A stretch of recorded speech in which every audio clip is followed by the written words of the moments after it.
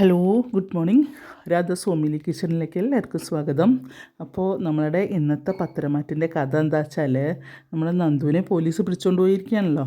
അപ്പോൾ പിന്നെ നമ്മളെ നയനയും നവ്യയും കൂടെ ആകെ വിഷമിച്ച് വീട്ടിലേക്ക് വരിക. അപ്പോൾ എന്താ ഇയാൾ അജയൻ എന്തോ കണക്കുകൾ എന്തൊക്കെ നോക്കിക്കൊണ്ടിരിക്കുമ്പോഴാണ് ഇവർ രണ്ടാളും കൂടെ വരുന്നത്. അപ്പോൾ ഇവരെ കാണുമ്പോൾ ഇങ്ങനെ വിഷമത്തോടു കൂടി ഇങ്ങനെ, അപ്പോൾ അജയനിങ്ങനെ വിഷമത്തോടു കൂടി നോക്കിയിട്ട് പറയും, പിന്നെ ചെറിയച്ച നന്ദുവിനെ പോലീസ് പിടിച്ചിട്ട് പോയി എന്നറിയും. പോലീസ് പിടിച്ചിട്ട് പോയി? നാളെ ട്രെയിനിങ്ങിന് പോകേണ്ട കുട്ടിയല്ലേ, അതിനെങ്ങനെ എന്താ ഉണ്ടായെന്ന് ചോദിക്കും. അപ്പോൾ പറയും, അറിയില്ല, ഞങ്ങൾ പർച്ചേസ് കഴിഞ്ഞ് ഇറങ്ങിയപ്പോഴേക്കും പോലീസ് വന്നിട്ട് അവളെ കൂട്ടിക്കൊണ്ട് പോവുക ചെയ്തത് അറിയാം. അപ്പോഴേക്കും ദേവയാനിയും വരും, അനാമികയും ഇറങ്ങി വരും. അപ്പോൾ പറയും, പിന്നെ അയ്യോ വല്ലാത്ത കഷ്ടമായല്ലോ എന്ന് പറയും. അപ്പോൾ പറയും, എന്താ ചെയ്യേണ്ടത് ഞങ്ങൾക്ക് അറിയില്ല എന്നിട്ട് അവൾ ഭയങ്കര അപ്പോൾ തുടങ്ങിയതാണ് എൻ്റെ കൈയും കാലും തളരുന്നതിൽ എനിക്ക് വയ്യാന്ന് പറഞ്ഞിട്ട് നമ്മളെ നയന അങ്ങനെ സോഫയ്ക്ക് ബാഗ് ഇരിക്കുകയാണ്. അപ്പോഴേക്കും അപ്പോൾ അനാമിക അറിയാം അവളെന്തെങ്കിലും ചെയ്തിട്ടുണ്ടാവും, അവൾ വല്ലവരും അടിക്കാൻ പോയിട്ടുണ്ടാവും, അടിച്ചിട്ട് അവളെ അതുകൊണ്ടാവും അവളെ പോലീസ് പിടിച്ചിട്ടുണ്ട്, അവളെ കയ്യിലിപ്പോൾ അത്ര നല്ലതൊന്നല്ലല്ലോ എന്നറിയും. അപ്പോൾ നവ്യ അടുത്ത വഴിക്ക് പറയും, അത് നീ എത്ര വലിയ വർത്തമാനമൊന്നും പറയണ്ട, നിന്നെ ഒരു പ്രാവശ്യം തട്ടിക്കൊണ്ട് പോയിട്ട് പിന്നെ അവളല്ലേ രക്ഷിച്ചത് പറയും. അപ്പോൾ മറ്റേ അജയന് ദേഷ്യം വരിക, പറയും, ഇപ്പോൾ ഈ സാഹചര്യത്തിൽ ഇങ്ങനെയാണോ മോളെ സംസാരിക്കേണ്ടത്, അവരാകെ അവരുടെ തളർന്നിരിക്കുക അവളെ നന്ദുവിനെ ആലോചിച്ചിട്ട്, അപ്പോൾ ഇങ്ങനെയാണോ സംസാരിക്കേണ്ടത് എന്ന് പറയും. അപ്പോൾ നമ്മളെ ദേവയാനി ഇങ്ങനെ നോക്കുക, ദേവയാനിക്ക് ആകെ വിഷമം വന്ന് പിന്നെ നയനെ കരയുന്നുണ്ടിട്ട്, അയ്യോ എൻ്റെ മോള് കരയണു, എനിക്കിത് സഹിക്കാൻ പറ്റുന്നില്ല, എന്തെങ്കിലും ഒന്ന് ചെയ്തേ പറ്റൂ, ഇന്നെങ്കിലും ആ കുട്ടി ഇറക്കിയിട്ടില്ലെങ്കിൽ ആ കുട്ടിയുടെ ഫ്യൂച്ചർ പോകുമല്ലോ, എന്താ ചെയ്യുക എന്നൊക്കെ ഇങ്ങനെ ആലോചിക്കാം. അപ്പോൾ അജയൻ പറയും, ദേവടുത്തി മനസ്സിലെന്തെങ്കിലും ദേഷ്യ വിദ്വേഷം എന്തെങ്കിലുമൊക്കെ ഉണ്ടെങ്കിൽ ഒക്കെ മാറ്റി വെച്ചിട്ട് ഇപ്പോൾ ദേവടുത്തി ഇറങ്ങണം, കാരണം അച്ഛൻ സ്ഥലത്തില്ലാത്ത അച്ഛൻ പോയിരിക്കല്ലേ, ആ ജയേട്ടനോടും ആദർശനോടും ഇപ്പോൾ തന്നെ വിളിച്ച് പറയട്ടെ ഞാൻ എന്തെങ്കിലും ചെയ്യാൻ പറ്റുമോ എന്നുള്ളത് പറയും.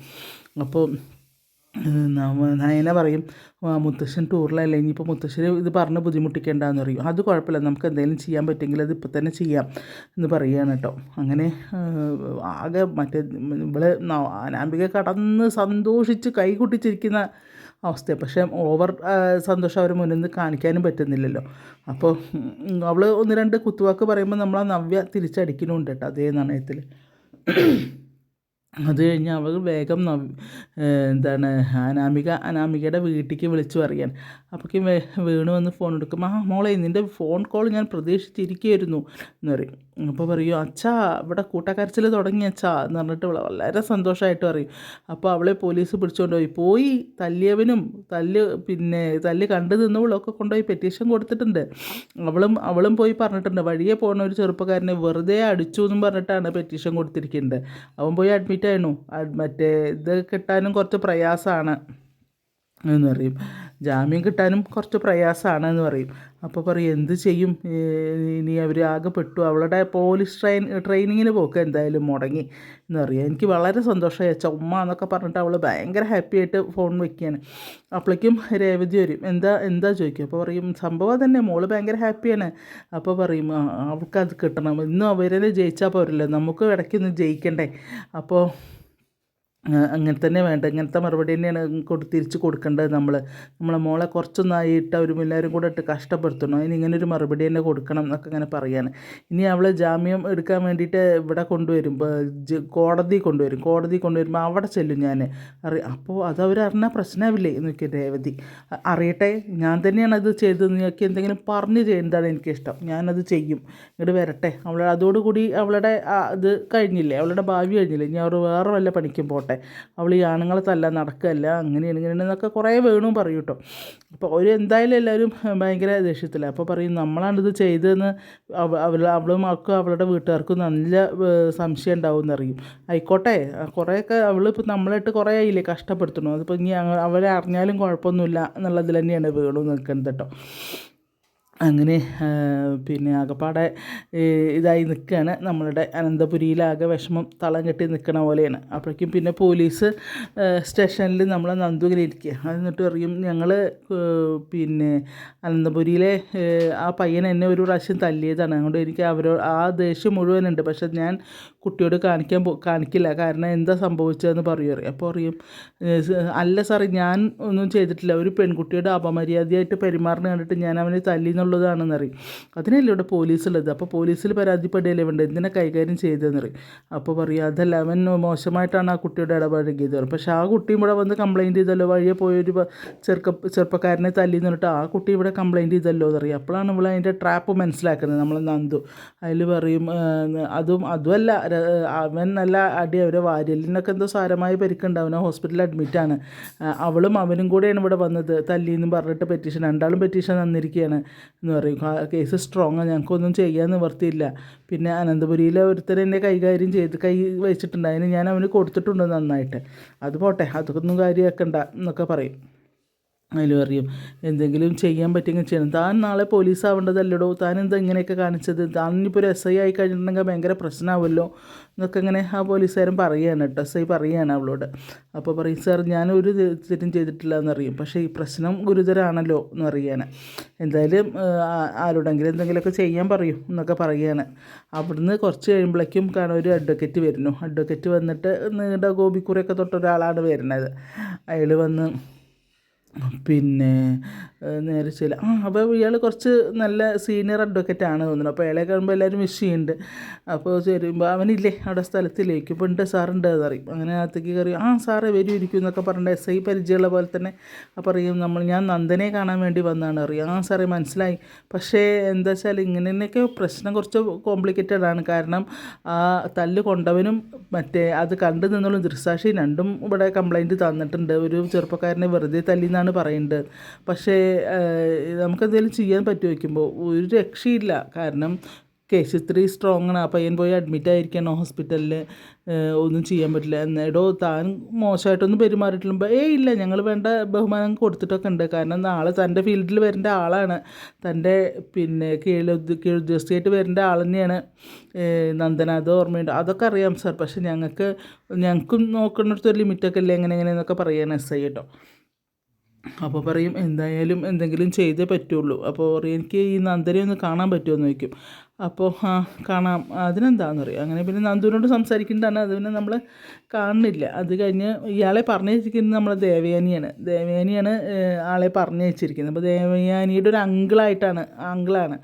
അവിടുന്ന് കാറിൽ തിരിച്ചു പോകുന്ന സമയത്ത് ദേവയാനി അവിടെ കാത്ത് നിൽക്കുകയാണ്. അപ്പോൾ ഇയാളെ അവിടെ ഒന്ന് സംസാരിക്കുക. അപ്പോൾ മോളെ ഒരു രക്ഷയില്ല, കാരണം കേസ് ഇത്രേ സ്ട്രോങ് ആണ്, ഞാൻ നോക്കട്ടെ നമുക്ക് എന്തെങ്കിലും ഒരു പക്ഷേ ഇന്നും നാളെയും കൂടെ സമയമുണ്ടല്ലോ, ഇന്ന് രാത്രി നല്ല പകലും സമയമുണ്ടല്ലോ, അപ്പോൾ നമുക്ക് എന്തെങ്കിലും ചെയ്യാൻ പറ്റുമോ നോക്കാം, വിഷമിക്കൊന്നും വേണ്ട അറിയാം. അപ്പോൾ അറിയാം അങ്കിൾ എന്തെങ്കിലും ചെയ്യണം, ഞാൻ അതാണ് വേറെ ആരും കാണാൻ പോകാതെ അങ്കിളിനെ തന്നെ കാണാൻ വന്നത്, അങ്കിളാകുമ്പോൾ എന്തെങ്കിലും ചെയ്യാൻ പറ്റുമല്ലോ, അതുകൊണ്ടാണ് വന്നത്. പിന്നെ ഇത് ഞാൻ വന്ന് പറഞ്ഞത് ജയേട്ടനൊന്നും അറിയൊന്നും വേണ്ട, അറിയാം ജയനെക്കാട്ടിലടുപ്പം നിന്നോടല്ലേ മോളെ, അതൊന്നും ഞാൻ പറയില്ല എന്നറിയും. നീ വിഷമിക്കുന്നുണ്ട്. അപ്പോൾ എന്തെങ്കിലും ചെയ്യണമെങ്കിൽ അവളെ ഒരു ദിവസം പോലും ലോക്കപ്പിലിടരുത്, അവളുടെ ഫ്യൂച്ചർ പോകും, നല്ലൊരു കുട്ടിയാണ് നന്ദു, അത് കാരണം അവളെ എങ്ങനെ ലോക്കപ്പിലിടുന്നത് കഷ്ടമാണ് അങ്കിളെ എന്നൊക്കെ പറയാം. ഇല്ല നോക്കാം, നമുക്ക് എന്തെങ്കിലും നോക്കാം, നീ വിഷമിക്കാതിരിക്കുക ദേവി, നീ പോയിക്കോളൂ, ഞാൻ എന്തെങ്കിലും ഉണ്ടെങ്കിൽ വിളിക്കാമെന്ന് പറയും. ശരി പറഞ്ഞിട്ട് അങ്ങനെ ദേവയാനി പോരുകയാണ് കേട്ടോ. അത് കഴിഞ്ഞ് നമ്മുടെ നവ്യയും നയനയും കൂടെ പിന്നെ ആകെ വിഷമിച്ച് നവ്യ അറിയാം എന്ത് ചെയ്യും, നമ്മൾ അമ്മോടൊന്നും പറഞ്ഞിട്ടില്ല, അമ്മ അച്ഛനും കാത്തിരിക്കാവും, നമ്മളതിനെ എന്ത് ചെയ്യും, നീ നന്ദുവിനെ ഇപ്പോൾ പിടിച്ചുകൊണ്ടായി വിവരം അറിഞ്ഞു കഴിഞ്ഞാൽ ആകെ പ്രശ്നമാവില്ലെന്ന് അറിയാം. അപ്പോഴേക്കും ആദർശ് വന്നിട്ട് പറയും ഒന്നും ചെയ്യാൻ ഒരു രക്ഷയില്ല, കാരണം എന്താ വെച്ചാൽ കേസ് ഇത്തിരി സ്ട്രോങ് ആണ്, ഞാൻ പറഞ്ഞിട്ടുണ്ട് അവിടെ ഇവിടെയൊക്കെ വിളിച്ച് ചോദിക്കുന്നുണ്ട്, എന്തെങ്കിലും ചെയ്യാൻ പറ്റുമെന്ന് അന്വേഷിക്കുന്നുണ്ട് എന്നൊക്കെ പറയുകയാണ്. നീ എന്ത് ചെയ്യുക ആദർശേട്ടാ, അവളുടെ ഭാവി ആകെ പ്രശ്നമാവില്ലേ, വിഷമിക്കാതിരിക്കുക, എന്തെങ്കിലും ഒരു വഴി കാണാതിരിക്കില്ല എന്നൊക്കെ പറയും. അപ്പോൾ നയനെ പറയും ഞങ്ങളെന്നാൽ വീട്ടിലേക്ക് പോട്ടെ, അച്ഛനമ്മ അവിടെ കാത്തിരിക്കാവും, ഞാൻ വീട്ടിൽ പോട്ടെ അറിയാം, എന്നാൽ ഞാൻ കൊണ്ടാക്കാമെന്ന് പറയും. വേണ്ട, ഞങ്ങൾ രണ്ടാളും കൂടെ പോയിക്കോളാം, പിന്നെ എന്നാൽ നിങ്ങൾ പോയിക്കോ, ഞാൻ വൈകുന്നേരം ആകുമ്പോഴേക്കും ഞാൻ കുറച്ച് കഴിയുമ്പോഴേക്കും ഞാൻ അങ്ങോട്ട് എത്തിക്കോളാം എന്ന് പറയും. എന്നിട്ട് നമുക്ക് രണ്ടുപേർക്കും കൂടെ പോലീസ് സ്റ്റേഷനിൽ പോകാമെന്ന് പറയും. അപ്പോൾ ആയിക്കോട്ടെ അറിയാം. അപ്പോൾ പറയാം അതൊന്നുമല്ല അതിൽ വലിയൊരു പ്രശ്നം. ആ എസ് ഐനെ ഇവിടെയുള്ള ഒരുത്തുണ്ടല്ലോ, അവൻ തല്ലും ചെയ്തിട്ടുണ്ട്. അതൊരു പ്രശ്നമാണ്. അനന്തപുരത്തെ ഒരു പയ്യൻ തല്ലിന്നു എന്നാണ് പറയുന്നത്. അപ്പോൾ അവൻ തന്നെയാവും അത് ചെയ്തിട്ടുണ്ടാവുക, വേറെ ആരുമില്ല. അവനെ പോലീസിനെ എസ് ഐനെ തല്ലിയിട്ടുണ്ട്. അപ്പോൾ ആ ഒരു നീരസം ഉണ്ട് അയാൾക്ക്. പക്ഷേ അയാൾ നന്ദുവിനെ ഉപദ്രവിച്ചിട്ടൊന്നുമില്ല എന്ന് പറയും കേട്ടോ. ഉപദ്രവിച്ചിട്ടൊന്നുമില്ല എന്ന് തന്നെയാണ് അയാളും പറയുന്നത്. അപ്പോൾ ഇനിയിപ്പോൾ എന്താ ചെയ്യേണ്ടതെന്ന് അറിയാം. നീ വിഷമിക്കാതിരിക്കുക, നമുക്ക് എന്തെങ്കിലും വഴി കാണാം എന്നൊക്കെ പറയും. അന്ന് ഞങ്ങൾ അങ്ങോട്ട് വീട്ടിലേക്ക് പോട്ടെ എന്ന് നിൽക്കുന്നു. നിങ്ങൾ വീട്ടിൽ പോയിക്കോ, നമുക്ക് വേണ്ട പോലെ ചെയ്യാം എന്നൊക്കെ പറയണം. അപ്പോൾ എല്ലാവരും ഇറങ്ങിയിരിക്കുകയാണ്. ഇപ്പോൾ ഞാനൊരു വശത്ത് അന്വേഷിക്കുന്നുണ്ട്, ജയനും ആദർശം വേറൊരു വശത്ത് അന്വേഷിക്കുന്നുണ്ട്. അപ്പോൾ എല്ലാവരും ഇറങ്ങിയിരിക്കുകയാണ് കേട്ടോ സംഭവം ഇത്. കാരണം അവളെ ഇറക്കാൻ വേണ്ടിയിട്ട്, കാരണം അവളുടെ ഭാവി ആകെ അവതാളത്തിലാവുമല്ലോ അല്ലെങ്കിൽ.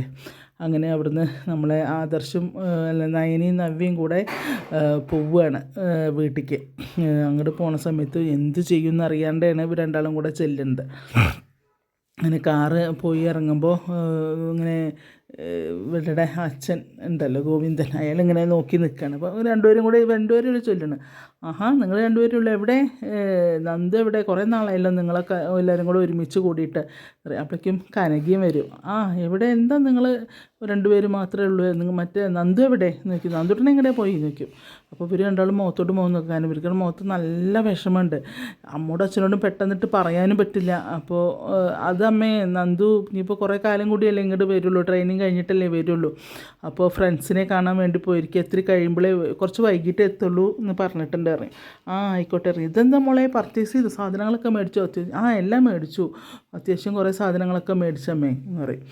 അപ്പോൾ പാക്കറ്റുകളൊക്കെ കനകയുടെ അടുത്ത് കൊടുക്കുകയാണ്. അപ്പോൾ പറയും ഇതിൽ അമ്മയ്ക്കും അച്ഛനുള്ള ഡ്രസ്സുകൾ ഉണ്ട് അച്ഛാ, അപ്പോൾ എന്തിനാ വെറുതെ കാശ് കളയുന്നുണ്ട് നോക്കുമ്പോൾ നവ്യ അറിയാം ഇവൾക്കിപ്പോൾ അവളെ കയ്യിൽ കുറേ കാശുണ്ട് അച്ഛാ.